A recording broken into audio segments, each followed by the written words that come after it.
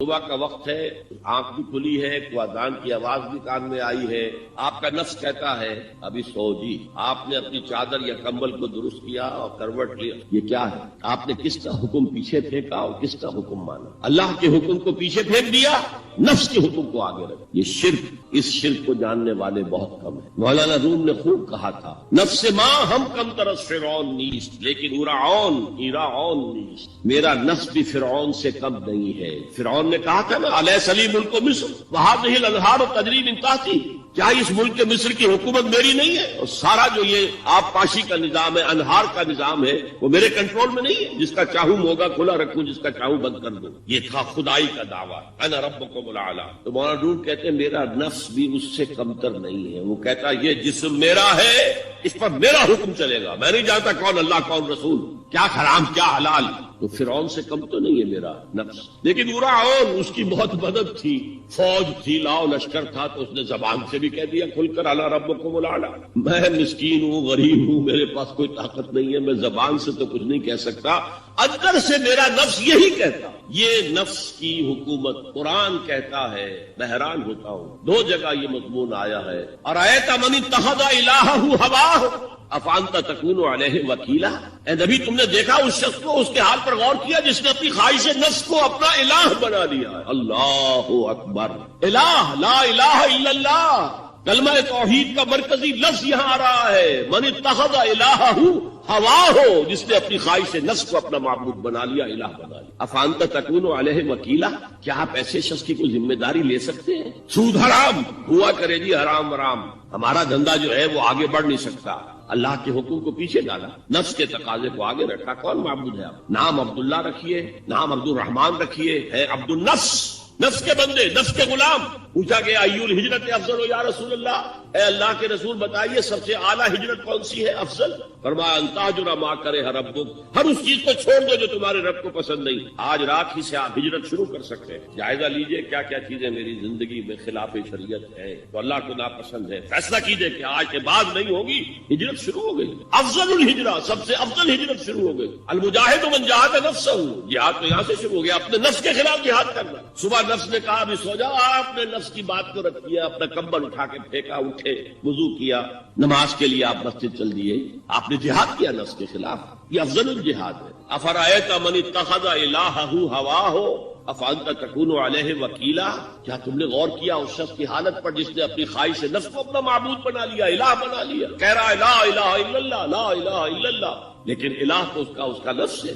ظاہر بات ہے فرعون نے اگر دعویٰ کیا تھا میں تمہارا خدا ہوں، انا ربکم الاعلی، تو کیا اس کا مطلب یہ تھا کائنات میں نے پیدا کیے، تمہیں میں نے پیدا کیے؟ ذرا سوچیے، کیا وہ بزرگ موجود نہیں ہوں گے جنہوں نے اسے دیکھا ہو کہ آج اس کی ولادت ہوئی تھی، کل اس کی کوئی اور سیریمنی ہوئی تھی؟ یہ کیسے دعویٰ کیا تھا؟ میرا حکم چلے گا، میں نہیں جانتا، الیس لی ملک مصر، مصر کی حکومت میری ہے کہ نہیں؟ قرآن حکیم نے بھی سورہ آل عمران کے آخری رکوع میں ذکر کو سب سے پہلے اور سب سے اہم عامل کی حیثیت سے شمار کیا۔ چنانچہ اس کی پہلی آیت جو ہے سورہ آل عمران کے آخری رکوع کی، اس میں تو وہی مضمون جو میں بیان کر چکا وہ آیا ہے، ان فی خلق السماوات والارض واختلاف اللیل والنہار لآیات لأولی الالباب، یقیناً آسمان اور زمین کی تخلیق میں اور دن اور رات کے الٹ پھیر میں نشانیاں ہیں ہوش مندوں کی۔ ان کے ذریعے سے انسانی شعور کے اندر وہ معرفت رب اجاگر ہوگی، وہ پہلا مرحلہ اس نے طے کر لیا، وہ ڈورمنٹ معرفت اب ایکٹیویٹ ہو گئی۔ اب مزید فکر کا مرحلہ ہے جو اگلی آیت میں آیا ہے، الذین یذکرون اللہ قیاما وقعودا وعلی جنوبہم ویتفکرون فی خلق السماوات والارض ربنا ما خلقت ھذا باطلا سبحانک فقنا عذاب النار۔ یعنی تفکر جو ہے، ویتفکرون فی خلق السماوات والارض، وہ تفکر کرتے ہیں، غور و فکر کرتے ہیں آسمان اور زمین کی تخلیق میں، لیکن اس تفکر کے ساتھ لازماً ذکر اور ذکر مدام، ذکر بھی وہ کہ جو مستقل ہو، ہر حالت میں ہو۔ الذین یذکرون اللہ قیاما وقعودا وعلی جنوبہم، وہ لوگ کہ جو اللہ کو یاد رکھتے ہیں، اللہ کا ذکر کرتے ہیں، کھڑے ہوئے بھی، بیٹھے ہوئے بھی، اور اپنے پہلوؤں کے بل یعنی لیٹے ہوئے بھی۔ اب ان تین کے سوا تو کوئی پوزیشن انسان کی نہیں ہے، اسی کا نام ہے دوام ذکر، اور اس کے ساتھ اگر وہ تفکر کرتے ہیں تو ان کا فکر اگلی منزل تک پہنچتا ہے۔ تو پہلی شے تھی فکر انسانی کی صحیح رخ پر مزید پیش قدمی اور پیش رفت، اور اس کے لیے لازم ہے ذکر و فکر کا امتزاج۔ دوسری چیز کو لیجئے عمل کی درستی۔ اس عمل کی درستی کے لیے اللہ تعالیٰ کے ساتھ ایک گہرے تعلق کی بنی، اس لیے کہ صبر کی بحث میں یہ مضامین شاید آپ کے سامنے آ گئے ہو کہ صبر، جہاں مصیبت پر صبر ہوتا ہے، تکلیف پر صبر ہوتا ہے، اللہ کے احکام پر جمنا یہ بھی صبر ہے، نفس کی خواہشات کی باغ کو تھام کر رکھنا، کھینچ کر رکھنا یہ بھی صبر ہے، اور استقامت کسی شے پر قائم رہنا یہ بھی صبر ہے۔ تو عمل صحیح پر استقامت کے لیے وَاصْبِرْ وَمَا صَبْرُكَ إِلَّا بِاللَّهِ، اس صبر کی سب سے اہم جو بنیاد ہے، اس کا جو سب سے بڑا ذریعہ ہے، اس کا جو سب سے بڑا سہارا ہے، وَمَا صَبْرُكَ إِلَّا بِاللَّهِ، اس کے لیے ضرورت ہے ایک گہرے تعلق کی کہ اللہ کے ساتھ ایک ایسا تعلق برقرار رہے جو نہ صرف گہرا ہو بلکہ دائم و قائم ہو، مسلسل۔ ذرا ظہول ہوگا تعلق مع اللہ میں، ذرا کمی آئے گی، شیطان کا وار کاری ہو جائے گا۔ اسی کو حضور نے حدیث میں یوں تعبیر کیا ہے تمثیلاً کہ جو دل اللہ کی یاد سے غافل ہے اس پر، فارسی کا وہ مقولہ بھی ہے کہ خانہ خالی را دیو میں گرت، گھر خالی رہے تو جنات اس پر دیو جو ہے آ کر قبضہ جما لیتے ہیں۔ تو خانہ قلب جو ہے اگر یاد خدا بندی سے خالی ہو گیا تو شیطان ابلیس لعین اپنی تھوتنی ٹکا دیتا ہے۔ یہ لفظ آتا ہے سور کے منہ کے لیے تھوتنی، جس طرح اس کا نکلا ہوا سا منہ ہوتا ہے آگے، تو یہ لفظ استعمال کیا گیا کہ وہ اپنی تھوتنی انسان کے دل پر جما کر اور پھوکے مارنی شروع کر دیتا ہے۔ تو شیطان کو موقع ہی تب ملتا ہے جب انسان کے تعلق مع اللہ کے اندر کمی، وہ خانہ بالکل خالی ہو گیا ہو یا اتنا ضعیف ہو گیا ہو کہ کل عدم ہو جائے، گویا کہ نہیں۔ تیسری چیز کی طرف آئیے، روحانی ترقی۔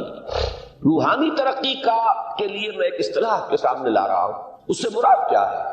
روحانی ترقی کے لیے ہماری دینی اصطلاح ہے تقرب الی اللہ، اللہ سے قریب تر ہوتے چلے جانا۔ اس پر میرا ایک کتابچہ بھی ہے، تقرب الی اللہ کے دو مدارج، دو درجے، جو در حقیقت ایک حدیث نبوی علیہ الصلوۃ والسلام ہی پر مبنی ہے کہ حضور نے ایک درجہ قرار دیا ہے تقرب بالفرائض، فرائض کے ذریعے سے انسان اللہ کے کا قرب حاصل کرے۔ ایک ہے تقرب بالنوافل، نوافل کے ذریعے سے اللہ کا قرب حاصل کرے۔ ان میں کیا نسبت و تناسب ہے؟ اہمیت کے اعتبار سے کون بڑھ کر ہے، بلندی کے اعتبار سے کون بڑھ کر ہے، یہ تمام مسائل میں نے اپنی اس تقریر میں بیان کیے تھے جو اس کتابچے میں شائع ہوئی ہے۔ اس وقت میں اس کی تفصیل میں نہیں جا رہا، صرف یہ تذکرہ اس لیے کر رہا ہوں کہ جن کو بھی خواہش ہو جائے وہ اس کا مطالعہ کرے۔ ہماری اس وقت کی گفتگو سے وہ کتابچہ اس جگہ پر منسلک ہوگا۔ تو تقرب الی اللہ، یہ تقرب کوئی فزیکل فینومینن نہیں ہے، جسمانی یا مادی مسئلہ نہیں ہے۔ اللہ سے قرب یہ نہیں ہے کہ کوئی کروڑوں میل کا فاصلہ ہے، اب ہمیں کوئی رسی پر چڑھنا ہے اوپر بڑی محنت اور مشقت سے، فصل تو ہے ہی نہیں، فاصلہ ہے ہی نہیں، موت ہے ہی نہیں۔ نحن اقرب الیہ من حبل الورید، ہم تو انسان سے اس کی شہرگ سے بھی زیادہ قریب۔ ہوا معکم اینما کنتم، وہ تو تمہارے ساتھ ہی ہوتا ہے جہاں کہیں بھی تم ہو، بس صرف یہ کہ تمہاری توجہ نہیں ہوتی، تم اور چیزوں میں مشغول و مصروف رہتے ہو، تم ہماری طرف دھیان ہی نہیں دیتے، تم ہماری طرف متوجہ ہی نہیں ہوتے۔ ہم تو مائل بے کرم ہے، کوئی سائل ہی نہیں، راہ دکھلائیں کسی رہنم منزل ہی نہیں۔ انسان جب متوجہ ہو جاتا ہے اور بڑھتا ہے، آگے پیش قدمی کرتا ہے روحانی اعتبار سے، تو یہ ہے در حقیقت تقرب الی اللہ، اور اسی کو ہم کہیں گے روحانی ترقی۔ اب ان تین چیزوں کو اگر آپ نے ذہن میں جما لیا، پھر میری بات کی ترکیب اس کو ذہن میں قائم کیجئے۔ ہم چلے کہاں سے کہ دین کے ساتھ اصل مناسبت فلسفے کی نہیں، حکمت۔ نمبر 2، حکمت قرآنی کا پہلا اور اہم ترین اور بنیادی مسئلہ معرفت رب کا حصول ہے۔ اس کا نتیجہ شکر خدا، اس کا ذریعہ آیات آفاقی، آیات انفسی، اور سب سے بڑھ کر آیات قرآنیہ جو الذکر ہے، جو تذکرہ ہے، جو ذکر ہے۔ لیکن اس پہلے مرحلے کو اگر کوئی انسان بفضل ہی تعالی، اللہ کے فضل و کرم سے طے کر لے، اب اس کے سامنے تین مسئلے، فکر کی مزید پیش رفت، مزید پیش قدمی صحیح رخ پر، اس کے لیے ذکر اور فکر دونوں کا امتزاج لازمی۔ فقر قرآن اختلاط ذکر و فکر، الذین یذکرون اللہ قیاما وقعودا وعلی جنوبہم ویتفکرون فی خلق السماوات۔ دوسری شے عمل کا درست رہنا، نہ افراط و تفریط ہو، عدم توازن ہو، نہ انسان نفس سے مغلوب ہو جائے، نہ انسان جذبات کی رو میں اندھا ہو جائے، نہ انسان ماحول سے مرعوب ہو کر متاثر ہو، صحیح رخ پر اس کا عمل۔ نمبر 3 روحانی ترقی، جو اصل حاصل ہے، جو اصل مقصود ہے۔ نمبر 2 چیز کے لیے تعلق مع اللہ ضروری، نمبر 3 کے لیے تقرب الی اللہ۔ اب غور کیجئے، ان تینوں چیزوں کا بڑا گہرا تعلق ہے نماز کے ساتھ، ان تینوں کے لیے ستون کی حیثیت نماز ہے۔ لہذا ایمان کے بعد یا معرفت رب کے بعد حکمت دین کا اہم ترین مسئلہ نماز، صلاۃ۔ اس لیے کہ ایک طرف یہ انسان کو اللہ کے ساتھ ایک گہرے تعلق کا ذریعہ فراہم کرتا، اپنے تمام مصروفیات میں سے، ان مشغولیتوں میں جن میں گم ہونے کا خدشہ ہوتا، نکلو۔ 24 گھنٹے کے معمولات میں سے کم 5 مرتبہ تو لازماً نکلو اور اپنے آپ کو ذرا، اپنے حواس کو بھی، اپنی باطنی کیفیات کو بھی ذرا تازہ کرو۔ اگر کوئی گندگی، نجاست، کسی طرح کی ناپاکی کا کوئی معاملہ ہے، طہارت حاصل کرو۔ طہارت سے تمہارے اندر روح کو بھی بالیدگی ہوگی، تمہارے حواس بھی تازہ ہوں گے، تم گویا کہ بحیثیت کل تمہاری ہستی چاق و چوبند ہو جائے۔ وہ کسل، وہ سستیاں، وہ جو ایک کثافتیں ہوتی ہیں، ان سب سے نجات حاصل کرو اور اب اپنے رب کے حضور میں کھڑے ہو جاؤ، اس کے ساتھ اپنا عہد بھی تازہ کرو، اس کی اہم صفات کو بھی اپنے ذہن میں پھر مستحضر کرو۔ یہی وجہ ہے، دیکھیے میں نے جو آیات آپ کو شروع میں سنائی تھی، سورہ لقمان کی 2 آیتیں، پہلی آیت میں اس کا ترجمہ کر چکا، دوسری آیت وَلَقَدْ وَإِذْ قَالَ لُقْمَانُ لِابْنِهِ وَهُوَ يَعِظُهُ يَا بُنَيَّ لَا تُشْرِكْ بِاللَّهِ إِنَّ الشِّرْكَ لَظُلْمٌ عَظِيمٌ۔ اس کے بعد درمیان میں کچھ مضمون آ کر پھر وہ آیت مبارکہ آئی، یا بنی اقیم الصلاۃ وامر بالمعروف وانہی عن المنکر واصبر علی ما اصابک۔ گویا کہ اہم ترین چیز، بنیادی ترین چیز، اللہ کو محض پہچان لینا کافی نہیں ہے، یاد رکھنا ضروری ہے۔ اللہ یاد رہے گا تو فکر صحیح آگے بڑھے، اللہ یاد رہے گا اور اس کے ساتھ ایک گہرا تعلق جو ہے برقرار رہے گا تو عمل درست رہے گا۔ بالکل یہی بات سورہ طٰہٰ میں جو پہلی وحی حضرت موسیٰ علیہ السلام پر ہوئی اور پہلا مخاطبہ ہے، چونکہ حضرت موسیٰ کو یہ انبیاء کرام کے مقدس گروہ میں ایک امتیازی حیثیت حاصل ہے کہ ان سے براہ راست گفتگو ہوئی ہے، اگرچہ صرف ایک پردہ تھا، وہ من ورائے حجاب گفتگو ہوئی ہے، لیکن یہ کہ کوئی فرشتے کا درمیانی جو ہے وہ لنک نہیں تھا، براہ راست اللہ تعالیٰ نے حضرت موسیٰ علیہ السلام سے کلام فرمایا۔ کلم اللہ موسیٰ تکلیما، موسیٰ سے تو اللہ نے کلام فرمایا جیسے کہ کلام کیا جاتا ہے۔ تو پہلا مخاطبہ ہے، یہ پہلا مکالمہ ہے، پہلی وحی کہیے، اسی میں یہ الفاظ بھی موجود ہیں، اننی انا اللہ لا الہ الا انا فاعبدنی واقم الصلاۃ لذکری۔ یہ گویا کہ حکمت قرآنی کا ایک بہت بڑا خزانہ ہے یہ آیت مبارکہ، کہ خود حضرت موسیٰ علیہ السلام کو جو ہدایت دی جا رہی ہے، میں ہوں، میں اللہ، اننی انا اللہ لا الہ الا انا، میرے سوا کوئی معبود نہیں، فاعبدنی، بس میری بندگی، میری عبادت، میری پرستش، میری محبت، اس کو اختیار کرو۔ وَأَقِمِ الصَّلَاةَ لِذِكْرِي، اور نماز کو قائم رکھو میری یاد کے لیے۔ بلکہ اسی سلسلہ کلام میں آگے چل کر سورہ طٰہٰ میں آتا ہے، کافی گفت و شنید کے بعد جب حضرت موسیٰ نے کچھ معذرت بھی کی، کچھ دعائیں بھی کی، اللہ نے ایک دعا قبول بھی کی کہ ان کے بھائی کو بھی شریک کر دیا، حضرت ہارون کو بھی۔ اس کے بعد پھر جب فرمایا کہ اب جاؤ فرعون کی طرف، تو اس میں فرمایا وَلَا تَنِيَا فِي ذِكْرِي، اور دیکھنا یہ جو عظیم مشن تمہارے کندھے پر آ گیا ہے، بڑا بھاری اور کٹھن ایک فرض ہے جو تم پر عائد ہو گیا ہے، اس کے لیے سب سے بڑی تمہارے پاس جو قوت کا ذریعہ ہے وہ نماز ہے۔ عقیم فَلَا تَنِيَا عَنْ ذِكْرِي، میری یاد میں کبھی غفلت نہ کرنا، اس میں کبھی کوئی کمی نہ آنے دینا۔ جیسا کہ میں نے عرض کیا تھا کہ جیسے ہی وہ تعلق جو ہے کمزور پڑتا ہے یا منقطع ہو جائے معاذ اللہ، تو پھر انسان گویا کہ شیطان کے لیے ایک لقمہ تر بن جاتا ہے۔ اب آپ غور کیجئے، تیسری شے تقرب الی اللہ، اس کے حوالے سے بھی جو فرائض اور نوافل کی بات ہے اس کو اس وقت ذہن سے نکال کر یہ سمجھیے کہ اس میں نماز کا کیا مقام ہے، اس لیے کہ نماز فرض بھی ہے، نماز نفل بھی ہے، وہ تو دونوں میں شریک ہو جائے۔ اب اس کو لفظ صلاۃ کے حوالے سے آپ ان دونوں چیزوں کو سمجھیں۔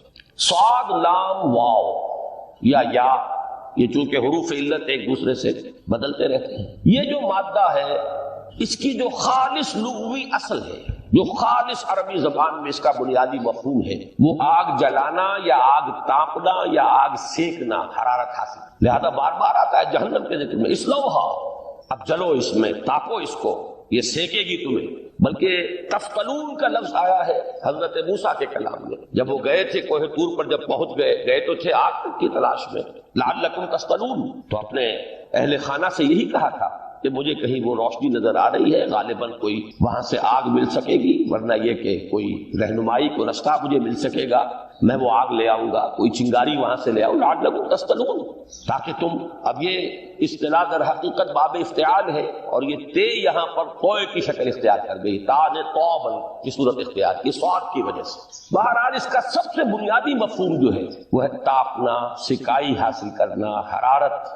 اس کے حوالے سے سمجھ لیجئے کہ سب سے بنیادی تعلق اس کا جو ہے وہ روح کے ساتھ ہے۔ روح میں محبت خداوندی کی آگ اگر ٹھنڈی پڑ گئی ہو، اگر محبت خداوندی کی حرارت میں کمی ہو گئی تو اس کو اثر نو، جس کو کہ میں آج سوچ رہا تھا تو ایک لفظ ذہن میں آیا کہ جیسے بیٹری اس کو ریچارج کیا جاتا ہے، اسی طریقے سے روح کے اندر محبت خداوندی کی اس حرارت کو اثر نو تازہ کرنا، یہ ہے در حقیقت نماز کا اصل۔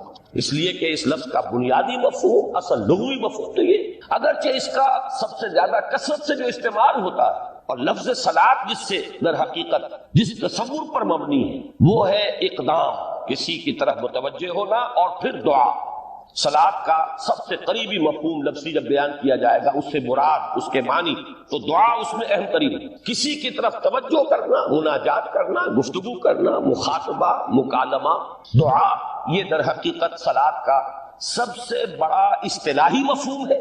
لیکن جو اس کا مادہ ہے، صاد لام واو یا صاد لام یا، اس کا اصل مفہوم جو ہے وہ تاپنا، حرارت حاصل کرنا۔ تو ان دونوں کے حوالے سے عرض کر رہا ہوں، وہ تاپنا اور حرارت حاصل کرنا وہ ہے روح کے اعتبار سے۔ وہ جو کہا اقبال نے کہ مجھے عشق کی آگ اندھیر ہے، مسلمان نہیں راکھ کا ڈھیر، یہ عشق کی آگ جب بجھ جاتی ہے، در حقیقت یہی تو انسان کی روحانی موت ہے۔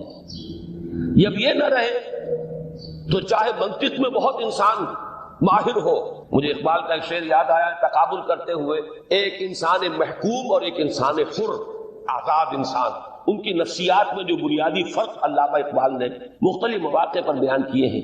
محکوم ہے بیگانہ اخلاص و مروت، ہر چند کے منطق کی دلیلوں میں ہے چالاک، تو منطق کی دلیلوں میں انسان چالاک ہو جائے اور وہ لغت ہائے حجازی کا وہ ایک خزانہ بن جائے، اسے تمام الفاظ کے معنی یاد ہو، وہ بڑے مسائل فقہ کے اسے ازبر ہو، جزیات، بے انتہا جزیات جو ہے وہ مستحضر ہو، فلسفے کے بڑے بڑے مسئلے اس نے حل کر لیے ہوں، لیکن اگر روح میں وہ اللہ کی محبت کی آگ نہیں ہے، وہ تپش نہیں، مجھے عشق کی آگ اندھیر ہے، مسلمان نہیں راکھ کا ڈھیر۔ اسی کے حوالے سے آج مجھے یاد آیا تھا کہ وہ جو بڑی سادہ سی ایک نظم ہے، اللہ تعالیٰ سے دعا یا رب دل مسلم کو وہ زندہ تمنا دے، اس میں بھی جو الفاظ آئے ہیں، جو روح کو گرما دے اور قلب کو تڑپا، یہ ہے اصل جو مقصود ہے نماز کی۔ اور یہی وہ چیز ہے جیسا کہ میں نے عرض کیا تھا کہ نگاہوں سے اٹھ، یہ پہلو سامنے ہے ہی نہیں، دوسرا پہلو سامنے ہے اور وہ بھی میرے نزدیک بہت اہم ہے، بہت بنیادی ہے، اس میں کوئی شک نہیں،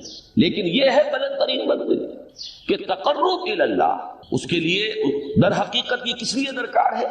روح کے اندر عشق کی حرارت اور گرمی تازہ ہوتا ہے۔ بسا اوقات یہ اندر دب جاتی ہے، جیسے انگارہ ہوتا ہے آگ کا، اس کے اوپر خاک اور راکھ آ جاتی ہے، اندر کچھ ہوتی ہے، آگ دبی ہوئی سمجھ، آگ بجھی ہوئی نہ جان، اس دبی ہوئی آگ کو پھر ایک شعلہ بنانا، پھر اس کے اندر ایک حیات تازہ پیدا کرنا، یہ ہے نماز کا اہم ترین اور بلند ترین مقصد۔ لیکن اس کے ساتھ ہی اس نماز میں ذکر ہونا، اس کا یہ ذکر ہے، اور ذکر کی جب میں فہرست بیان کیا کرتا ہوں بہت سے حضرات کے سامنے ہوگا کہ ذکر کا در حقیقت مفہوم ہے استحضار اللہ فی القلب۔ ہمارے ہاں غلطی سے جو ذرائع ذکر ہے انہیں ذکر قرار دے دیا گیا ہے، نماز ذکر نہیں ہے، نماز ذکر کا ذریعہ۔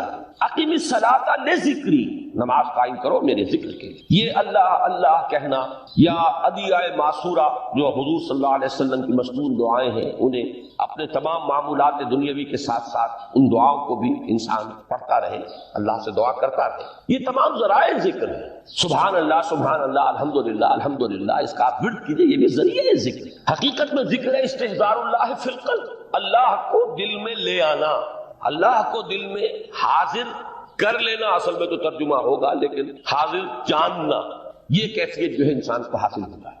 اب اس کے حوالے سے ذرا بات سمجھیے کہ ایک تو میں عرض کر چکا ہوں مجسم ذکر تو قرآن ہے، لہذا ذکر کی فہرست جب آپ کریں گے ذرائع ذکر تو ان میں سب سے پہلے قرآن ہے، اس لیے کہ وہ ہماری حکمت کے پہلے مسئلے کو حل کر رہا ہے، بنیادی مسئلہ، اہم ترین مسئلہ. دوسرے نمبر پر ذکر جو ہے، اب اس کے لیے کچھ اصطلاحات جو میرے مختلف دروس میں شاید آپ کے سامنے بعد میں آئیں یا پہلے آ چکی ہوں، ان کے حوالے سے میری بات سمجھ. ایک ذکر غیابی ہے، تھرڈ پرسن میں، صیغہ غائب میں اللہ کی یاد کرنا. اللہ اکبر اللہ اکبر اللہ اکبر. ابھی اللہ اکبر جو ہے یہ جملہ ہے اسمیہ خبریہ ہے، ایک حقیقت کی تکرار آپ کر رہے ہیں، اللہ سب سے بڑا ہے، اللہ سب سے بڑا ہے، سبحان اللہ سبحان اللہ سبحان اللہ. یہ در حقیقت ذکر غیابی ہے کہ آپ اس میں مخاطب نہیں ہے اللہ سے. ایک ذکر خطابی کہیں یا ذکر حضوری کہیں جس میں مکالمہ ہوتا ہے، جس میں گفتگو ہوتی ہے. تو نماز در حقیقت ذکر حضوری اور ذکر خطابی کی بلند ترین شکل. اس لیے میں نے عرض کیا تھا کہ نماز کے لفظ یا صلاۃ کے لفظ، یہ اصطلاحی معنی جو اکثر و بیشتر کیے جاتے ہیں وہ ہے دعا. اور دعا میں ہوتا کیا ہے؟ مکالمہ ہے، مخاطب ہے اللہ، ہے میرے رب، ہے پروردگار. پھر یہ کہ اس میں اقدام اور کسی کی طرف متوجہ ہونا. یہی وجہ ہے کہ افتتاح صلاۃ، نماز کو شروع کرنے کے لیے ایک تو وہ الفاظ جو قرآن مجید میں آئے ہیں، انی وجہت وجہی للذی فطر السماوات والارض حنیفا وما انا من المشرکین. یہ ہے توجہ کا ارتکاز، بشرطے کہ یہ صرف الفاظ ہی نہ نکل رہے ہوں، واقعتاً یہ تعبیر ہو اس وقت کی انسان کی نفسیاتی کیفیت کہ شعوری طور پر وہ فیصلہ کرتا ہے کہ اب میں منقطع ہو رہا ہوں، ہر چہار طرف سے اپنی توجہ کو ہٹا کر، ہر مسئلے سے اپنے آپ کو خالی و ذہن کر کے، یعنی ظاہری اور باطنی دونوں اعتبار سے میں اپنی توجہ کا ارتکاز کر رہا ہوں اس ذات کی طرف جس نے آسمانوں اور زمین کو پیدا کیا، اور بالکل یکسو ہو کر رہا ہوں. انی وجہت وجہی للذی فطر السماوات والارض حنیفا وما انا من المشرکین. اور دوسری وہ جو دعا جس سے ہم افتتاح کرتے ہیں اپنی نماز کا، دیکھیں اس میں خطاب کا کس قدر اہتمام. وہاں سبحان اللہ نہیں ہے، سبحانک اللہم، پاک ہے تو اے رب ہمارے، وبحمدک وتبارک اسمک وتعالی جدک. آپ غور کر رہے ہیں، یہ ہے تخاطب، براہ راست مخاطب ہونا. تو سب سے پہلی بات تو یہ ہوئی کہ ذکر کی ایک شکل ہے ذکر غیابی، دوسری ذکر حضوری، اور ذکر حضوری یا ذکر خطابی کی بلند ترین منزل، بلند ترین اس کا ذریعہ نماز. اس کو ایک پہلو سے اور سمجھ لیجئے. سورہ فاتحہ جب پھر ہم پڑھتے ہیں جسے الصلاۃ کہا گیا ہے، جو لب لباب ہے، خلاصہ ہے، اس میں پھر تدریجاً غیاب سے حضور کی طرف پیش قدمی ہوتی ہے. الحمدللہ رب العالمین الرحمن الرحیم مالک یوم الدین. یہ ذکر غیابی ہے، اس میں ابھی خطاب نہیں آیا. یہ وہی جملہ اسمیہ ہے، کل تعریف اس اللہ کے لیے ہے جو تمام جہانوں کا پروردگار ہے، مالک ہے، جو رحمان ہے، رحیم ہے، جزا و سزا کے دن کا مختار و مالک ہے. اب یہ غیاب سے حضور کی طرف، ایاک نعبد و ایاک نستعین اہدنا الصراط المستقیم. یہ ہے وہ. اب پہلے ایک معاہدہ ہے، ایک اقرار ہے، اعتراف ہے، وعدہ ہے، اور پھر دعا ہے، استدعاء کہ حضور نے فرمایا، یقول اللہ تعالی، اللہ یہ فرماتا ہے. اسی لیے اس کو حدیث قدسی کریں گے. قسمت الصلاۃ بینی و بین عبدی نصفین، میں نے نماز کو اپنے اور اپنے بندے کے مابین آدھا آدھا تقسیم کر دیا. اب یہاں تک تو جملہ ہے اللہ کا، یہ ہے حدیث قدسی. اب آگے جو ہے نریشن اس کی جو ہے حضور صلی اللہ علیہ وسلم کی جانب سے ہے، یعنی خبر دے رہے ہیں اللہ کی طرف سے ہی. ویسے تو تمام احادیث ہی گویا کہ ہم سمجھتے ہیں انسپائرڈ تو اللہ کی طرف سے ہی، لیکن یہ کہ جہاں صراحت ہو کہ اللہ کہتا ہے وہ حدیث قدسی. تو یقول اللہ تعالی قسمت الصلاۃ بینی و بین عبدی نصفین، یہاں تک تو حدیث قدسی. اب دوسری عام حدیث ہے، اذا قال العبد الحمد للہ رب العالمین یقول اللہ تعالی حمدنی عبدی. جب بندہ کہتا ہے الحمدللہ رب العالمین، پروردگار کہتا ہے میرے بندے نے میری حمد کی. جب بندہ کہتا ہے الرحمن الرحیم، پروردگار فرماتا ہے ثنا علی عبدی، میرے بندے نے میری ثنا کی، بڑی تعریف کی. جب بندہ کہتا ہے مالک یوم الدین، اللہ فرماتا ہے مجدنی عبدی، میرے بندے نے میری بڑی بزرگی بیان کی ہے، تمجید کی ہے. پھر جب بندہ کہتا ہے ایاک نعبد و ایاک نستعین، اللہ فرماتا ھذا ما بینی و بین عبدی ولعبدی ما سأل، یہ ہے میرے اور میرے بندے کے درمیان. یہ تو معاہدہ ہے نا، معاہدے میں تو دو فریق جکڑے جاتے ہیں، بند جاتے ہیں. یہ میرے اور میرے بندے کے درمیان ہے، اور میرے بندے نے جو طلب کیا میں نے دیا، اس لیے کہ اس میں طلب بھی تو ہے. ایاک نستعین، تیری مدد چاہتے ہیں، یہ طلب ہے. اسی کی شرح ہے جو اب آخری 3 آیتیں ہیں. پروردگار ہم تیری مدد چاہتے ہیں، پروردگار ہم تیری ہی بندگی کرتے ہیں اور کریں گے، اور تیری ہی مدد چاہتے ہیں، چاہیں گے. اگر حال میں اس کا ترجمہ کریں گے زمانہ حال کے اعتبار سے، اس لیے کہ فعل مضارع میں تو دونوں موجود ہیں، شامل ہیں، تو یہ ایک اعتراف ہے، اظہار حال ہے. اللہ کرے کہ وہ واقعتاً صحیح اظہار حال ہو، ہم واقعی اللہ کی بندگی کرتے ہوئے یہ کہیں کہ ایاک نعبد. ورنہ اگر ہماری اصل صورتحال سے وہ مطابقت نہ رکھتا ہو تو پھر تو ایک طرح کا جھوٹ ہو جائے گا، غلط بیانی ہو جائے گا. ایاک نعبد، تیری ہی بندگی کرتے ہیں، اور مستقبل میں کیجئے، کریں گے، یہ ہے عہد. تیری ہی مدد چاہتے ہیں، تجھی سے مدد طلب کرتے ہیں، تجھی سے مدد چاہتے رہیں گے. اس کے لیے فرمایا وَلِعَبْدِ مَا سَأَلَ، اور پھر اس کے بعد وہ استدعا ہے اهْدِنَا الصِّرَاطَ الْمُسْتَقِيمَ صِرَاطَ الَّذِينَ أَنْعَمْتَ عَلَيْهِمْ غَيْرِ الْمَغْضُوبِ عَلَيْهِمْ وَلَا الضَّالِّينَ. اس حدیث میں اس کو ایک ہی جملے کو لیا گیا ہے، ایک ہی جملے کی حیثیت سے. جب بندہ یہ کہتا ہے تو اللہ فرماتا ہے ھذا لعبدی وَلِعَبْدِ مَا سَأَلَ، یہ خالص میرے بندے کے لیے ہے. اس بندے نے ایک درخواست پیش کی ہے، اب میں نے گرانٹ کی، وہ اپلیکیشن، وہ ریکویسٹ گرانٹڈ ہم نے دے دی. وَلِعَبْدِ مَا سَأَلَ، یہ ہے اس کی تاثیر کا عالم، بشرطے کے معاملہ وہ شعور کے ساتھ، بشرطے کے مطابقت ہو ظاہر اور باطن، بشرطے کے مطابقت ہو قول اور فعل کی. تو اس کا اتنا اونچا مقام ہے کہ ایک ایک جملہ ادھر ادا ہوا، ادھر اللہ کی طرف سے ریسپانس مل رہی ہے. افلاک سے آتا ہے نالوں کا جواب، آخر اٹھتے ہیں حجاب، آخر کرتے ہیں خطاب، آخر شجرۃ طیبۃ اصلھا ثابت وفرعھا فی السماء. تو فکر انسانی کے لیے وہ اصل ثابت جمی ہوئی جڑ جو ہے وہ تو ہے معرفت رب. لیکن اب یہ فکر ترقی کرے گی، یہ نشو و نما پائے گی، یہ آگے بڑھے گی، اس کی شاخیں یہ آسمانوں سے بات کریں گی، آسمانوں کی بلندیوں کو چھوئیں گی. تو سب سے پہلا مسئلہ ہے فکر صحیح کی مزید پیش رفت، پیش قدمی. دوسرا مسئلہ انسان کا بہت بنیادی، عمل کی درستی، صحیح عمل.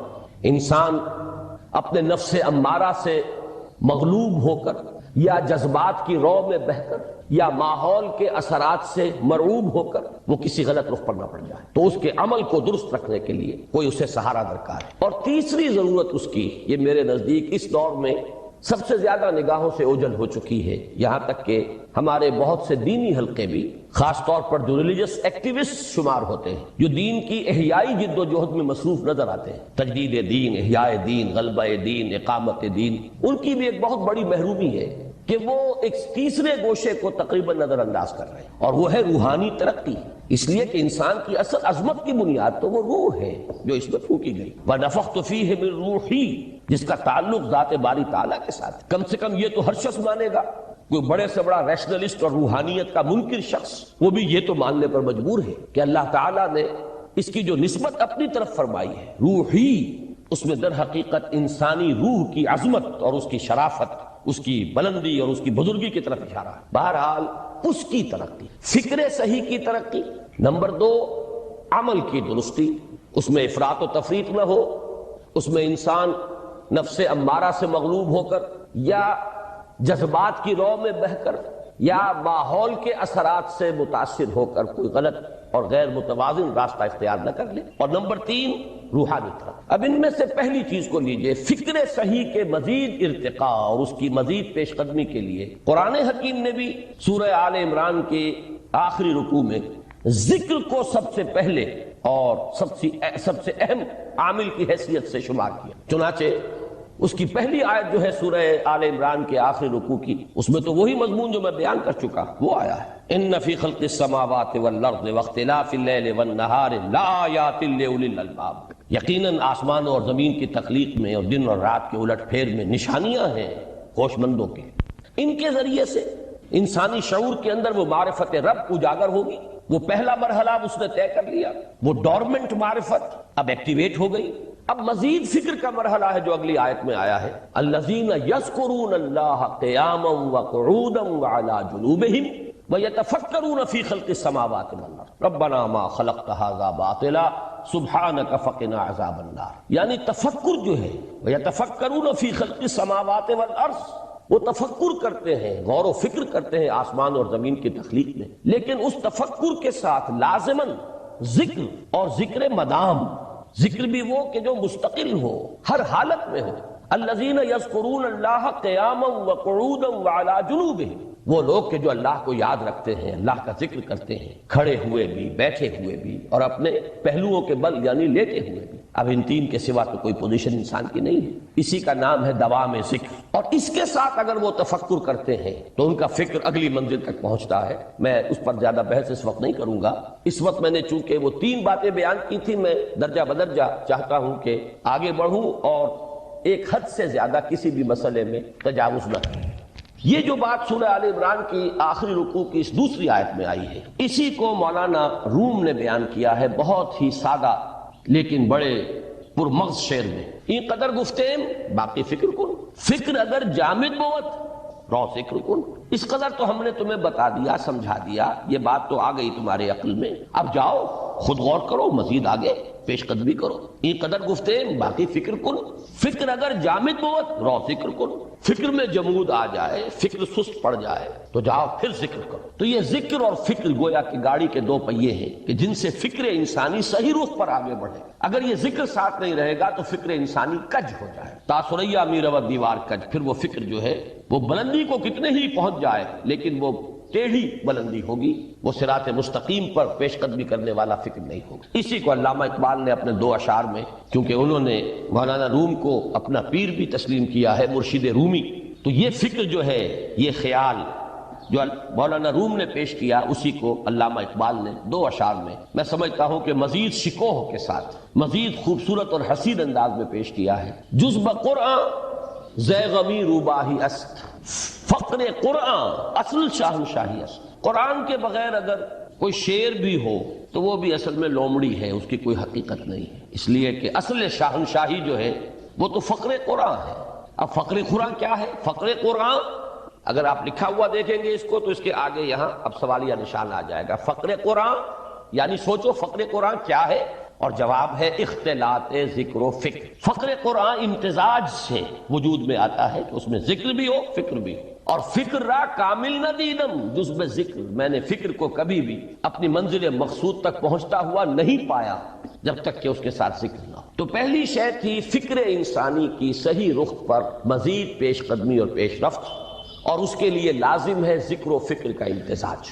دوسری چیز کو لیجئے عمل کی درستی۔ اس عمل کی درستی کے لیے اللہ تعالیٰ کے ساتھ ایک گہرے تعلق کی ضرورت، اس لیے کہ صبر کی بحث میں یہ مضامین شاید آپ کے سامنے آ گئے ہو کہ صبر جہاں مصیبت پر صبر ہوتا ہے، تکلیف پر صبر ہوتا ہے، اللہ کے احکام پر جمنا یہ بھی صبر ہے، نفس کی خواہشات کی باغ کو تھام کر رکھنا، کھینچ کر رکھنا یہ بھی صبر ہے، اور استقامت کسی شے پر قائم رہنا یہ بھی صبر ہے۔ تو عمل صحیح پر استقامت کے لیے وَاصْبِرْ وَمَا صَبْرُكَ إِلَّا بِاللَّهِ، اس صبر کی سب سے اہم جو بنیاد ہے، اس کا جو سب سے بڑا ذریعہ ہے، اس کا جو سب سے بڑا سہارا ہے، وَمَا صَبْرُكَ إِلَّا بِاللَّهِ، اس کے لیے ضرورت ہے ایک گہرے تعلق کی کہ اللہ کے ساتھ ایک ایسا تعلق برقرار رہے جو نہ صرف گہرا ہو بلکہ دائم و قائم، مسلسل۔ ذرا ذہول ہوگا تعلق مع اللہ میں، ذرا کمی آئے گی، شیطان کا وار کاری ہو جائے۔ اسی کو حضور نے حدیث میں یوں تعبیر کیا ہے تمثیلاً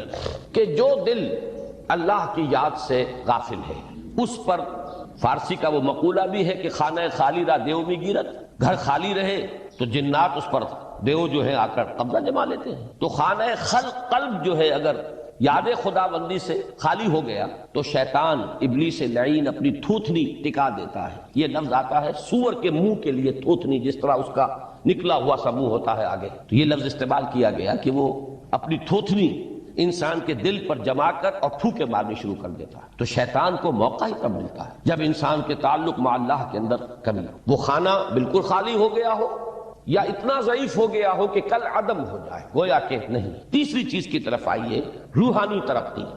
روحانی ترقی کے لیے میں ایک اصطلاح کے سامنے لا رہا ہوں، اس سے مراد کیا ہے؟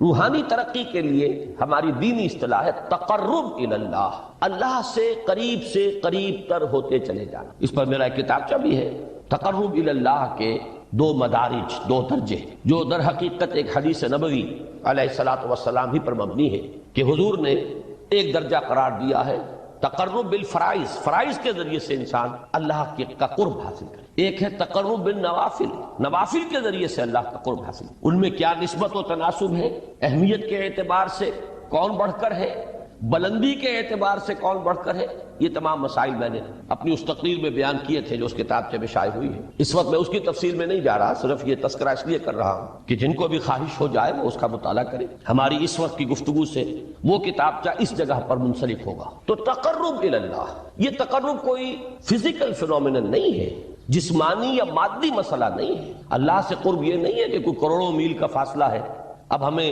کوئی رسی پر چڑھنا ہے اوپر بڑی محنت اور مشقت سے، فصل تو ہے ہی نہیں، فاصلہ ہے ہی نہیں، بعد ہے ہی نہیں۔ نحن اقرب الیہ من حبل الورید، ہم تو انسان سے اس کی شہرگ سے بھی زیادہ قریب۔ ہوا معکم اینما کنتم، وہ تو تمہارے ساتھ ہی ہوتا ہے جہاں کہیں بھی تم ہو، بس صرف یہ کہ تمہاری توجہ نہیں ہوتی، تم اور چیزوں میں مشغول و مصروف رہتے ہو، تم ہماری طرف دھیان ہی نہیں دیتے، تم ہماری طرف متوجہ ہی نہیں ہوتے۔ ہم تو مائل بے کرم ہے، کوئی سائل ہی نہیں، راہ دکھلائیں کسے رہنو منزل ہی نہیں۔ انسان جب متوجہ ہو جاتا ہے اور بڑھتا ہے، آگے پیش قدمی کرتا ہے روحانی اعتبار سے، تو یہ ہے در حقیقت تقرب الی اللہ، اور اسی کو ہم کہیں گے روحانی طرف۔ اب ان 3 چیزوں کو اگر آپ نے ذہن میں جما لیا، پھر میری بات کی ترتیب اس کو ذہن میں قائم کیجئے۔ ہم چلے کہاں سے کہ دین کے ساتھ اصل مناسبت فلسفے کی نہیں، حکمت۔ نمبر 2، حکمت قرآنی کا پہلا اور اہم ترین اور بنیادی مسئلہ معرفت رب کا حصول ہے۔ اس کا نتیجہ شکر خدا بندی، اس کا ذریعہ آیات آفاقی، آیات انفسی، اور سب سے بڑھ کر آیات قرآنیہ جو الذکر، جو تذکرہ ہے، جو ذکر ہے۔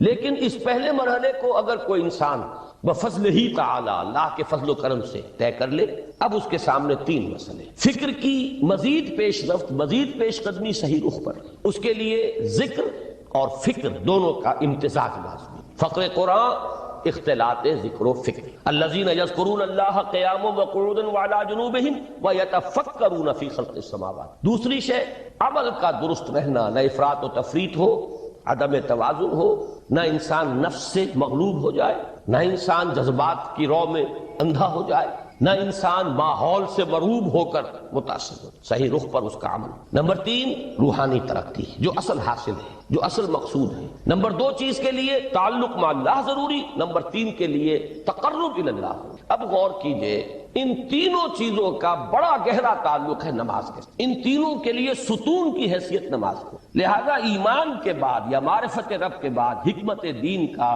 اہم ترین مسئلہ نماز، صلاۃ، اس لیے کہ ایک طرف یہ انسان کو اللہ کے ساتھ ایک گہرے تعلق کا ذریعہ فراہم کرتا، اپنے تمام مصروفیات میں سے، ان مشغولیتوں میں جن میں گم ہونے کا خدشہ ہوتا ہے، نکلو۔ 24 گھنٹے کے معمولات میں سے کم 5 مرتبہ تو لازماً نکلو، اور اپنے آپ کو ذرا، اپنے حواس کو بھی، اپنی باطنی کیفیات کو بھی ذرا تازہ کرو۔ اگر کوئی گندگی، نجاست، کسی طرح کی ناپاکی کا کوئی معاملہ ہے، طہارت حاصل کرو۔ طہارت سے تمہارے اندر روح کو بھی بالیدگی ہوگی، تمہارے حواس بھی تازہ ہوں گے، تم گویا کہ بحیثیت کل تمہاری ہستی چاقو چوبند ہو جائے، وہ کسل، وہ سستیاں، وہ جو ایک کثافتیں ہوتی ہیں، ان سب سے نجات حاصل کرو، اور اب اپنے رب کے حضور میں کھڑے ہو جاؤ، اس کے ساتھ اپنا عہد بھی تازہ کرو، اس کی اہم صفات کو بھی اپنے ذہن میں پھر مستحضر کرو۔ یہی وجہ ہے، دیکھیے میں نے جو آیات آپ کو شروع میں سنائی تھی، سورہ لقمان کی 2 آیتیں، پہلی آیت میں اس کا ترجمہ کر چکا، دوسری آیت وَلَقَدْ وَإِذْ قَالَ لُقْمَانُ لِابْنِهِ وَهُوَ يَعِظُهُ يَا بُنَيَّ لَا تُشْرِكْ بِاللَّهِ إِنَّ الشِّرْكَ لَظُلْمٌ عَظِيمٌ۔ اس کے بعد درمیان میں کچھ مضمون آ کر پھر وہ آیہ مبارکہ آئی،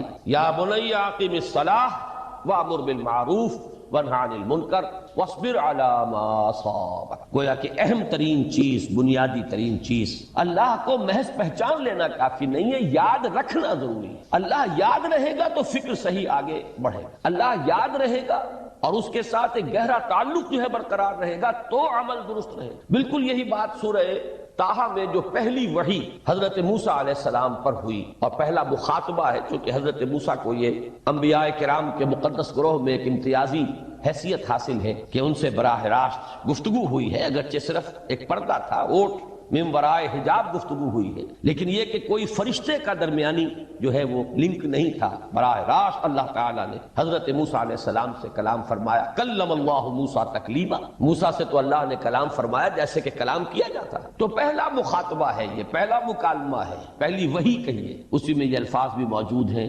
اننی انا اللہ لا الہ الا انا فاعبدنی وَأَقِمِ الصَّلَاةَ لِذِكْرِي۔ یہ گویا کہ حکمت قرآنی کا ایک بہت بڑا خزانہ ہے یہ آیت مبارک، کہ خود حضرت موسیٰ علیہ السلام کو جو ہدایت دی جا رہی ہے، میں ہوں، میں اللہ، اننی انا اللہ لا الہ الا انا، میرے سوا کوئی معبود نہیں، فاعبدنی، بس میری بندگی، میری عبادت، میری پرستش، میری محبت، اس کو اختیار کرو۔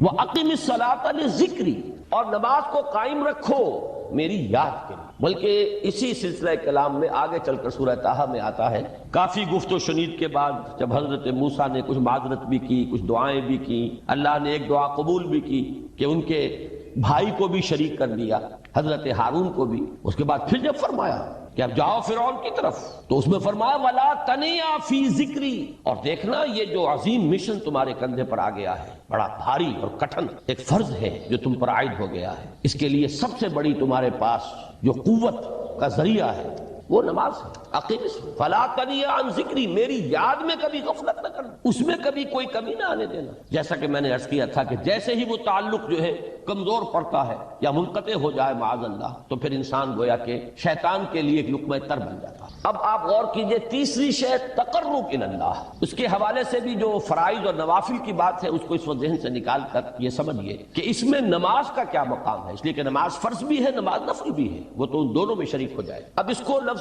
صلاۃ کے حوالے سے آپ ان دونوں چیزوں کو سمجھ، صاد لام واو یا یہ چونکہ حروف علت ایک دوسرے سے بدلتے رہتے ہیں، یہ جو مادہ ہے اس کی جو خالص لغوی اصل ہے، جو خالص عربی زبان میں اس کا بنیادی مفہوم ہے، وہ آگ جلانا یا آگ تاپنا یا آگ سینکنا، حرارت حاصل۔ لہذا بار بار آتا ہے جہنم کے ذکر میں، اسلوہا، اب جلو اس میں، تاپو اس کو، یہ سینکے گی تمہیں۔ بلکہ تفتلون کا لفظ آیا ہے حضرت موسیٰ کے کلام میں، جب وہ گئے تھے کوہ طور پر، جب پہنچ گئے تو تھے آگ تک کی تلاش میں، لعلکم تفتلون، تو اپنے اہل خانہ سے یہی کہا تھا کہ مجھے کہیں وہ روشنی نظر آ رہی ہے، غالباً کوئی وہاں سے آگ مل سکے گی، ورنہ یہ کہ کوئی رہنمائی کو رستہ مجھے مل سکے گا، میں وہ آگ لے آؤں گا، کوئی چنگاری وہاں سے لے آؤں، لعلکم تفتلون، تاکہ تم، اب یہ اصطلاح در حقیقت باب افتعال ہے، اور یہ تے یہاں پر توئے کی شکل اختیار کر گئی، تا نے توبن کی صورت اختیار کی صاد کی وجہ سے۔ بہرحال اس کا سب سے بنیادی مفہوم جو ہے وہ ہے تاپنا،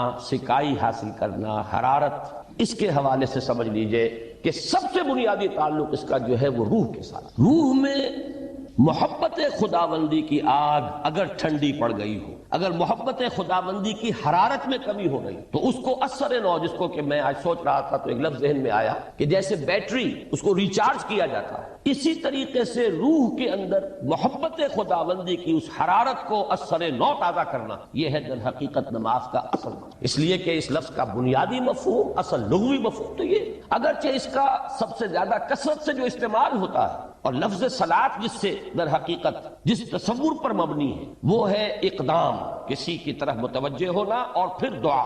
صلاۃ کا سب سے قریبی مفہوم لفظی جب بیان کیا جائے گا، اس سے مراد، اس کے معنی، تو دعا اس میں اہم ترین، کسی کی طرف توجہ کرنا، مناجات کرنا، گفتگو کرنا، مخاطبہ، مکالمہ، دعا، یہ در حقیقت صلاۃ کا سب سے بڑا اصطلاحی مفہوم ہے۔ لیکن جو اس کا مادہ ہے، صاد لام واو یا صاد لام یا، اس کا اصل مفہوم جو ہے وہ تاپنا، حرارت حاصل کرنا۔ تو ان دونوں کے حوالے سے عرض کر رہا ہوں، وہ تاپنا اور حرارت حاصل کرنا وہ ہے روح کے اعتبار سے۔ وہ جو کہا اقبال نے کہ بجھی عشق کی آگ اندھیر ہے، مسلمان نہیں راہ کا ڈھیر۔ یہ عشق کی آگ جب بجھ جاتی ہے، در حقیقت یہی تو انسان کی روحانی موت ہے۔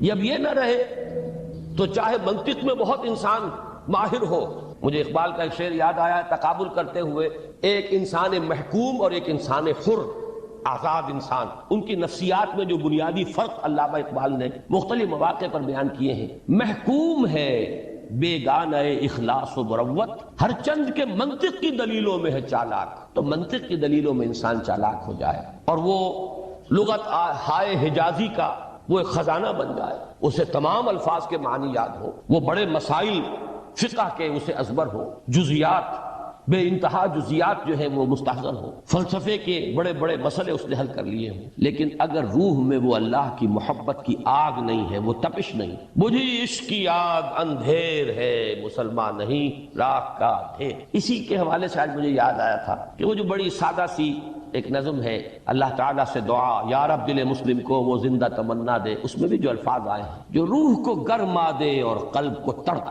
یہ ہے اصل جو مقصود ہے نماز کا۔ اور یہی وہ چیز ہے جیسا کہ میں نے عرض کیا تھا کہ نگاہوں سے اوجھل، یہ پہلو سامنے ہے ہی نہیں، دوسرا پہلو سامنے ہے اور وہ بھی میرے نزدیک بہت اہم ہے، بہت بنیادی ہے، اس میں کوئی شک نہیں، لیکن یہ ہے بلند ترین منزل کہ تقرب الی اللہ، اس کے لیے در حقیقت یہ کس لیے درکار ہے؟ روح کے اندر عشق کی حرارت اور گرمی تازہ ہو۔ بسا اوقات یہ اندر دب جاتی ہے، جیسے انگارہ ہوتا ہے آگ کا، اس کے اوپر خاک اور راکھ آ جاتی ہے، اندر کچھ ہوتی ہے، آگ دبی ہوئی سمجھ، آگ بجھی ہوئی نہ جان، اس دبی ہوئی آگ کو پھر ایک شعلہ بنانا، پھر اس کے اندر ایک حیات تازہ پیدا کرنا، یہ ہے نماز کا اہم ترین اور بلند ترین مقصد۔ لیکن اس کے ساتھ ہی اس نماز میں ذکر ہونا، اس کا یہ ذکر ہے، اور ذکر کی جب میں فہرست بیان کیا کرتا ہوں بہت سے حضرات کے سامنے ہوگا کہ ذکر کا در حقیقت مفہوم ہے استحضار اللہ فی القلب۔ ہمارے ہاں غلطی سے جو ذرائع ذکر ہے انہیں ذکر قرار دے دیا گیا ہے، نماز ذکر نہیں ہے، نماز ذکر کا ذریعہ ہے۔ اقیم الصلاۃ لذکری، نماز قائم کرو میرے ذکر کے لیے، یہ اللہ اللہ کہنا یا ادعیہ معصورہ جو حضور صلی اللہ علیہ وسلم کی مسنون دعائیں ہیں، انہیں اپنے تمام معمولات دنیاوی کے ساتھ ساتھ ان دعاؤں کو بھی انسان پڑھتا رہے، اللہ سے دعا کرتا رہے، یہ تمام ذرائع ذکر ہیں۔ سبحان اللہ الحمدللہ الحمدللہ، اس کا آپ ورد کیجئے، یہ بھی ذریعہ ذکر ہے۔ حقیقت میں ذکر ہے استحضار اللہ فی القلب، اللہ کو دل میں لے آنا، اللہ کو دل میں حاضر کر لینا، اصل میں تو ترجمہ ہوگا لیکن حاضر جاننا، یہ کیفیت جو ہے انسان کو حاصل ہوئی۔ اب اس کے حوالے سے ذرا بات سمجھیے کہ ایک تو میں عرض کر چکا ہوں مجسم ذکر تو قرآن ہے، لہذا ذکر کی فہرست جب آپ کریں گے ذرائع ذکر تو ان میں سب سے پہلے قرآن ہے، اس لیے کہ وہ ہماری حکمت کے پہلے مسئلے کو حل کر رہا ہے، بنیادی مسئلہ، اہم ترین مسئلہ۔ دوسرے نمبر پر ذکر جو ہے، اب اس کے لیے کچھ اصطلاحات جو میرے مختلف دروس میں شاید آپ کے سامنے بعد میں آئیں یا پہلی آ چکی ہوں، ان کے حوالے سے میری بات سمجھ۔ ایک ذکر غیابی ہے، تھرڈ پرسن میں، صیغہ غائب میں اللہ کی یاد کرنا، اللہ اکبر اللہ اکبر اللہ اکبر۔ ابھی اللہ اکبر جو ہے یہ جملہ اسمیہ خبریہ ہے، ایک حقیقت کی تکرار آپ کر رہے ہیں، اللہ سب سے بڑا ہے، اللہ سب سے بڑا ہے، سبحان اللہ سبحان اللہ سبحان اللہ۔ یہ در حقیقت ذکر غیابی ہے کہ آپ اس میں مخاطب نہیں ہیں اللہ سے، ایک ذکر خطابی کہیں یا ذکر حضوری کہیں جس میں مکالمہ ہوتا ہے، جس میں گفتگو ہوتی ہے۔ تو نماز در حقیقت ذکر حضوری اور ذکر خطابی کی بلند ترین شکل ہے۔ اس لیے میں نے عرض کیا تھا کہ نماز کے لفظ یا صلاۃ کے لفظ، یہ اصطلاحی معنی جو اکثر و بیشتر کیے جاتے ہیں وہ ہے دعا، اور دعا میں ہوتا کیا ہے؟ مکالمہ ہے، مخاطب، اے اللہ، اے میرے رب، اے پروردگار۔ پھر یہ کہ اس میں اقدام اور کسی کی طرف متوجہ ہونا، یہی وجہ ہے کہ افتتاح صلاۃ، نماز کو شروع کرنے کے لیے ایک تو وہ الفاظ جو قرآن مجید میں آئے ہیں، انی وجہت وجہی للذی فطر السماوات والارض حنیفا وما انا من المشرکین، یہ ہے توجہ کا ارتکاز، بشرطے کہ یہ صرف الفاظ ہی نہ نکل رہے ہوں، واقعتاً یہ تعبیر ہو اس وقت کی انسان کی نفسیاتی کیفیت کی، کہ شعوری طور پر وہ فیصلہ کرتا ہے کہ اب میں منقطع ہو رہا ہوں، ہر چہار طرف سے اپنی توجہ کو ہٹا کر، ہر مسئلے سے اپنے آپ کو خالی و ذہن کر کے، یعنی ظاہری اور باطنی دونوں اعتبار سے میں اپنی توجہ کا ارتکاز کر رہا ہوں اس ذات کی طرف جس نے آسمان اور زمین کو پیدا کیا، اور بالکل یکسو ہو کر رہا ہوں۔ انی وجہت وجہی للذی فطر السماوات والارض حنیفا وما انا من المشرکین۔ اور دوسری وہ جو دعا جس سے ہم افتتاح کرتے ہیں اپنی نماز کا، دیکھیں اس میں خطاب کا کس قدر اہتمام، وہاں سبحان اللہ نہیں ہے، سبحانک اللہم، پاک ہے تو اے رب ہمارے، وبحمدک وتبارک اسمک وتعالی جدک۔ آپ غور کر رہے ہیں، یہ ہے تخاطب، براہ راست مخاطب ہونا۔ یہ گویا کہ لب لباب میں آپ کے سامنے عرض کر رہا ہوں علامہ اقبال کے خطبے کا، دی میننگ آف پریئر ان اسلام۔ خطبات جو ہیں ان کے مشہور، ان میں غالباً یہ تیسرا یا چوتھا لیکچر ہے کہ اس میں تصور یہ دیا گیا ہے کہ دو ہی انائیں ہیں، ایک انائے کبیر اننی انا اللہ لا الہ الا انا، یہ وہ انائے کبیر ہے، انائے مطلق ہے، میں، بہت بڑی میں، جس کو کہ علامہ اقبال نے کہا دی بگ آئی ایم۔ یہ بگ آئی ایم جو ہے وہ سورہ طٰہٰ کی اس آیت میں، اور میرے علم کی حد تک کوئی اور مقام نہیں ہے جس میں اس قدر جلال ہو۔ اللہ نے اس طور سے اپنی انانیت کبریٰ اور انانیت مطلقہ کا اظہار اس بلند آہنگ کے ساتھ کیا ہو، اننی انا اللہ لا الہ الا انا۔ وہ انائے کبیر اور یہ انائے صغیر، یہ انائے محدود، یہ چھوٹی سی ایک انا ہے، میں، یہ میں ہوں۔ آپ جب کہتے ہیں میں، بڑی محدود سی ایک انا، دی فائنائٹ ایگو، انائے محدود اور انفائنائٹ ایگو۔ اور صلاۃ اصل میں کیا ہے؟ اس چھوٹی انا کا بڑی انا کے سامنے آ کر، روبرو ہو کر، وہ جو کبھی ٹیلی ویژن کا ایک پروگرام ہوا کرتا تھا، روبرو ہو کر خطاب۔ ایک ہے وہ صیغہ غائب میں تکرار، سبحان اللہ سبحان، وہ بھی بہت اہم ہے، اس کا اپنی جگہ پر فائدہ ہے، لیکن ہر شے کے درجے ہیں۔ اگر حفظ مراتب نہ کنی زندگی، اگر آپ ان کے درجوں کا علیحدہ علیحدہ لحاظ نہیں کریں گے تو غلط رخ پہ پڑ جائیں گے۔ تو یہ جو دو ذکر خطابی یا ذکر حضوری، نماز اصل میں اس کی بلند ترین، یہی وجہ ہے کہ سبحانک اللہم وبحمدک وتبارک اسمک وتعالی جدک ولا الہ غیرک۔ اس کا کی جس قدر تکرار یہاں پر ہے، آپ نے غور کیا، اس میں خطاب ہے، یا پھر یہ کہ یہ کا کی اس طرح کی تکرار آپ کو دعائے قنوت میں ملے گی، اللہم انا نستعینک ونستغفرک ونؤمن بک ونتوکل علیک ونثنی علیک الخیر ونشکرک ولا نکفرک۔ اب یہ جو ہے یہ در حقیقت خطاب کا اندازہ ہے کہ براہ راست گفتگو ہو۔ تو سب سے پہلی بات تو یہ ہوئی کہ ذکر کی ایک شکل ہے ذکر غیابی، دوسری ذکر حضوری، اور ذکر حضوری یا ذکر خطابی کی بلند ترین منزل، بلند ترین اس کا ذریعہ نماز۔ اس کو ایک پہلو سے اور سمجھ لیجئے، سورہ فاتحہ جب پھر ہم پڑھتے ہیں جسے الصلاۃ کہا گیا ہے، جو لب لباب ہے، خلاصہ ہے، اس میں پھر تدریجاً غیاب سے حضور کی طرف پیش قدمی ہوتی۔ الحمدللہ رب العالمین الرحمن الرحیم مالک یوم الدین، یہ ذکر غیابی ہے، اس میں ابھی خطاب نہیں آیا۔ یہ وہی جملہ اسمیہ ہے، کل تعریف اس اللہ کے لیے ہے جو تمام جہانوں کا پروردگار ہے، مالک ہے، جو رحمان ہے، رحیم ہے، جزا و سزا کے دن کا مختار و مالک ہے۔ اب یہ غیاب سے حضور کی طرف، ایاک نعبد و ایاک نستعین اہدنا الصراط، یہ ہے وہ۔ اب پہلے ایک معاہدہ ہے، ایک اقرار ہے، اعتراف ہے، وعدہ ہے، اور پھر دعا ہے، استدعا ہے۔ یہ ہے غیاب سے حضور کی طرف تدریجاً ارتقاء۔ یہی وجہ ہے، اب نوٹ کر لیجئے وہ چھوٹی سی حدیث، یہ بھولنی نہیں چاہیے، الصلاۃ معراج المومنین، اس لیے کہ مخاطبہ الہی براہ راست حضور کو جو حاصل ہوا وہ معراج میں ہوا، التحیات کا مکالمہ وہی ہوا، لہذا اس کو نوٹ کر لیجئے کہ باقی جو وحی ہوئی ہے حضرت جبرائیل کے ذریعے سے ہوئی ہے، یا کوئی الہام ہوا ہے، حضور کہ قلب مبارک پر کوئی شے القاء کی گئی ہے، تو وہ دوسری نوعیت کی وحی ہے۔ وہ جو مخاطبہ حضرت موسیٰ علیہ السلام کو وہ اس دنیا ہی میں حاصل ہوا ہے، کوہ طور کی بلندیوں پر، یہی ان کی امتیازی شان ہے، کلم اللہ موسیٰ تکلیما۔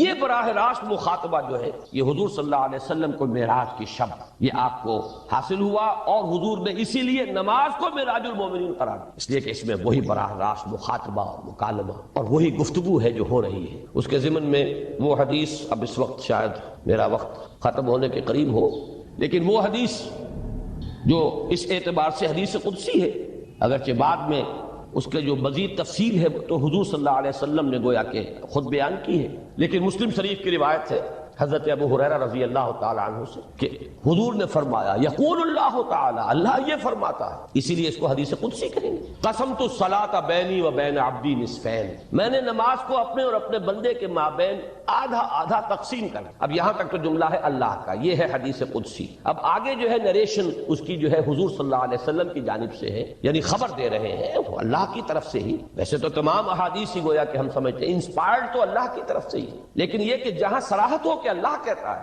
وہ حدیث قدسی۔ تو یقول اللہ تعالی قسمت الصلاۃ بینی و بین عبدی نصفین، یہاں تک تو حدیث قدسی۔ اب دوسری عام حدیث ہے، اذا قال العبد الحمدللہ رب العالمین یقول اللہ تعالی حمدنی عبدی، جب بندہ کہتا ہے الحمدللہ رب العالمین، پروردگار کہتا ہے میرے بندے نے میری حمد کی۔ جب بندہ کہتا ہے الرحمن الرحیم، پروردگار فرماتا ہے ثنا علی عبدی، میرے بندے نے میری ثنا کی، بڑی تعریف کی۔ جب بندہ کہتا ہے مالک یوم الدین، اللہ فرماتا ہے مجدنی عبدی، میرے بندے نے میری بڑی بزرگی بیان کی ہے، تمجید کی ہے۔ پھر جب بندہ کہتا ہے ایاک نعبد و ایاک نستعین، اللہ فرماتا ہے ھذا ما بینی و بین عبدی ولعبدی ما سأل، یہ ہے میرے اور میرے بندے کے درمیان۔ یہ تو معاہدہ ہے نا، معاہدے میں تو دو فریق جکڑے جاتے ہیں، بند جاتے ہیں، یہ میرے اور میرے بندے کے درمیان ہے، اور میرے بندے نے جو طلب کیا میں نے دیا، اس لیے کہ اس میں طلب بھی تو ہے، ایاک نستعین، تیری مدد چاہتے ہیں، یہ طلب ہے، اسی کی شرح ہے جو اب آخری 3 آیتیں ہیں، پروردگار ہم تیری مدد چاہتے ہیں، پروردگار ہم تیری ہی بندگی کرتے ہیں اور کریں گے،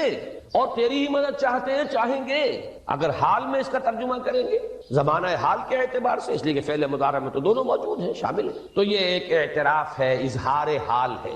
اللہ کرے کہ وہ واقعتاً صحیح اظہار حال ہو، ہم واقعی اللہ کی بندگی کرتے ہوئے یہ کہیں کہ ایاک نعبد، ورنہ اگر ہماری اصل صورتحال سے وہ مطابقت نہ رکھتا ہو تو پھر تو ایک طرح کا جھوٹ ہو جائے گا، غلط بیانی ہو جائے گی۔ ایاک نعبد، تیری ہی بندگی کرتے ہیں، اور مستقبل میں کیجئے، کریں گے، یہ ہے عہد، تیری ہی مدد چاہتے ہیں، تجھی سے مدد طلب کرتے ہیں، تجھی سے مدد چاہتے رہیں گے، اس کے لیے فرمایا وَلِعَبْدِ مَا سَأَلَ، اور پھر اس کے بعد وہ استدعاء ہے، اهْدِنَا الصِّرَاطَ الْمُسْتَقِيمَ صِرَاطَ الَّذِينَ أَنْعَمْتَ عَلَيْهِمْ غَيْرِ الْمَغْضُوبِ عَلَيْهِمْ وَلَا الضَّالِّينَ۔ اس حدیث میں اس کو ایک ہی جملے کو لیا گیا ہے، ایک ہی جملے کی حیثیت سے، جب بندہ یہ کہتا ہے تو اللہ فرماتا ہے ھذا لعبدی ولعبدی ما سأل، یہ خالص میرے بندے کے لیے ہے، اس بندے نے ایک درخواست پیش کی ہے اور میں نے گرانٹ کی، وہ اپلیکیشن، وہ ریکویسٹ گرانٹڈ، ہم نے دے دی، ولعبدی ما سأل۔ یہ ہے اس کی تاثیر کا عالم، بشرطے کے معاملہ وہ شعور کے ساتھ، بشرطے کے مطابقت ہو ظاہر اور باطن کی، بشرطے کے مطابقت ہو قول اور فعل کی، تو اس کا اتنا اونچا مقام ہے کہ ایک ایک جملہ ادھر ادا ہوا، ادھر اللہ کی طرف سے ریسپانس مل رہی ہے۔ افلاک سے آتا ہے نالوں کا جواب آخر، اٹھتے ہیں حجاب آخر، کرتے ہیں خطاب آخر، یہ خطاب ہے، مخاطبہ ہے، مکالمہ ہے، یہ ہے اصل نماز، اسی لیے اسی کو کہا گیا نماز۔ البتہ اب اس سے آگے بڑھیے، ذکر کی ایک اور شکل بھی ہے، اور وہ ذکر عملی ہے۔ ایک تو ہم نے کہا اللہ اکبر، اللہ بہت بڑا ہے، سب سے بڑا ہے، یہ جیسا کہ میں نے عرض کیا ایک اعتبار سے تو ذکر غیابی ہو گیا، دوسرے یہ کہ یہ ایک فکری لسانی ذکر ہے، ہم نے کہہ دیا۔ ایک ہے اسی کے ساتھ ایک عملی ڈیمانسٹریشن، جب یہ کہتا ہوا انسان سیدھا سجدے میں گرتا ہے تو در حقیقت یہ اس اللہ اکبر کی تعمیل ہو۔ لہذا نماز میں جہاں ذکر غیابی بھی ہے، سورہ فاتحہ کی پہلی 3 آیات، جہاں الذکر کا حصہ بھی ہے، کچھ نہ کچھ قرآن آپ پڑھیں گے اس میں، پھر یہ کہ ذکر حضوری اور ذکر خطابی بھی ہے کہ آپ نے اللہ سے عہد و پیمان کیا، قول و قرار کیا، استدعا کی، اس کے ساتھ ہی ذکر عملی بھی ہے کہ جھکنا، اللہ کی تعظیم میں انسان جھکتا ہے۔ آپ اپنے کسی بزرگ سے جب ملاقات کرتے ہیں تو جھک کر سلام، تھوڑا سا جھکنا، زیادہ جھکنے کی تو اجازت نہیں ہے، لیکن یہ کہ تھوڑا سا خم آتا ہے، یہ بھی طبیعت کی بات ہے۔ میں سمجھتا ہوں فطرت میں جیسے شکر ہے ویسے ہی اس قدر تعظیم تو فطرت انسانی میں موجود ہے۔ آپ استاد کے سامنے آئیں گے تھوڑا سا خم کھائیں، آپ اپنے کسی بڑے بزرگ رشتہ دار کے سے ملیں گے تو تھوڑا سا خم لا محالہ ہو جائے۔ یہ در حقیقت اس آپ کے فکر کی ایک عملی تعبیر، اس کا عملی مظہر ہے کہ آپ نے اس ہستی کی تعظیم کی ہے، اس کی عظمت کا اقرار اور اعتراف کیا ہے۔ یہی تعظیم ہے اللہ تعالیٰ کی کہ جس میں پہلا درجہ ہے رکوع، جھکے آپ، اللہ اکبر کہہ کر جھکے، اور اس کے بعد پھر اس کا جو آخری درجہ ہو سکتا ہے وہ سجدہ ہے، جس میں کہ انسان نے جب اپنی پیشانی زمین پر ٹکا دی تو گویا کہ اس نے اپنی انانیت سے، اگر یہ شعور کے ساتھ ہوا ہو تب میں بات کہہ رہا ہوں، تو گویا کہ اس نے اپنی انانیت سے کامل دستبرداری اختیار کر کے اور اپنے آپ کو اپنے رب کے قدموں میں ڈالا۔ یہی وجہ ہے کہ حضور نے اس کو تعبیر فرمایا ہے کہ جب سجدہ کرو تو یوں محسوس کرو کہ تم نے اپنا سر اپنے رب کے قدموں میں رکھ دیا۔